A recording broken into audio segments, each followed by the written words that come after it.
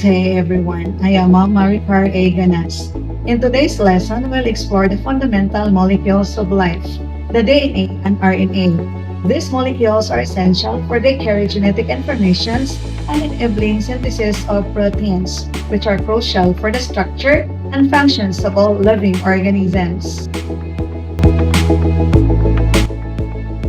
In this lesson, we'll examine the structures of DNA and RNA, their functions, and how they interact with cellular processes.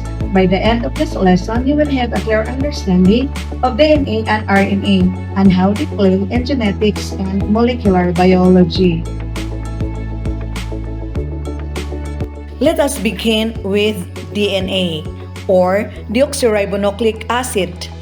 DNA is the molecule that carries the genetic blueprint of all living organisms. It is responsible for storing and transmitting the genetic information required for cell function, growth, and reproduction. The structure of DNA is known as a double helix, which resembles a twisted ladder. The rails of this ladder are made up of sugar molecules, specifically deoxyribose and phosphate groups.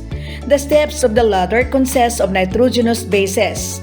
There are 4 types of nitrogenous bases: adenine A, thymine T, cytosine C, and guanine G. These bases pair in a very specific manner. Adenine pairs with thymine, and cytosine pairs with guanine, forming what are called base pairs. The structure of DNA is crucial because it allows for easy replication. When a cell divides, the DNA molecule unzips, and each strand serves as a template for a formation of a new strand.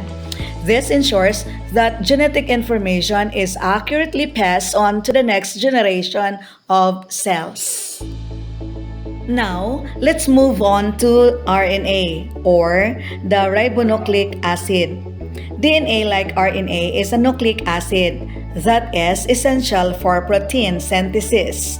However, there are key differences between DNA and RNA.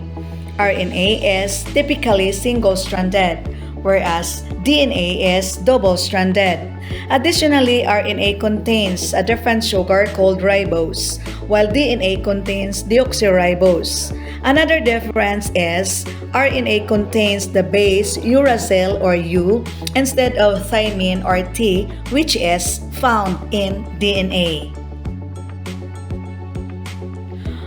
RNA comes in different types, but the most important for protein synthesis are mRNA or messenger RNA, tRNA or transfer RNA, and rRNA or the ribosomal RNA.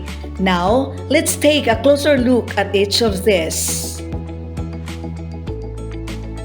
First, let us try to have a closer look for the messenger RNA or the mRNA, which is the molecule that carries the genetic information from DNA in the nucleus to the ribosome, where proteins are synthesized. It serves as a template for protein production.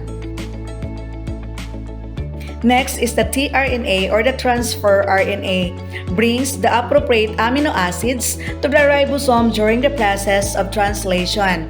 Each tRNA molecule has an anticodon that matches with a specific codon in the messenger RNA, ensuring the correct amino acid is added to the growing protein chain. Finally, the rRNA or the ribosomal RNA is a key structural component of the ribosome, the machinery that reads the messenger RNA and assembles the amino acids into proteins. Let us summarize the key differences between DNA and RNA. First, for the strands. DNA is a double-stranded, while RNA is single-stranded. Second, for the sugar. DNA contains deoxyribose, whereas RNA contains ribose. Third, for the bases. DNA uses thymine, while RNA uses uracil. Fourth is the function. DNA stores and transmits genetic information, whereas RNA is involved in protein synthesis. Fifth is the location. DNA is primarily located in the nucleus, whereas RNA is found both in the nucleus and in the cytoplasm. In conclusion, DNA and RNA are both critical molecules in biology, and they work together to ensure the accurate transmission of genetic information and the synthesis of proteins. DNA provides the genetic code, while RNA plays a key role in interpreting that code and facilitating the production of proteins that are essential for life. Thank you for your attention, and I am looking forward to be with you in the next session.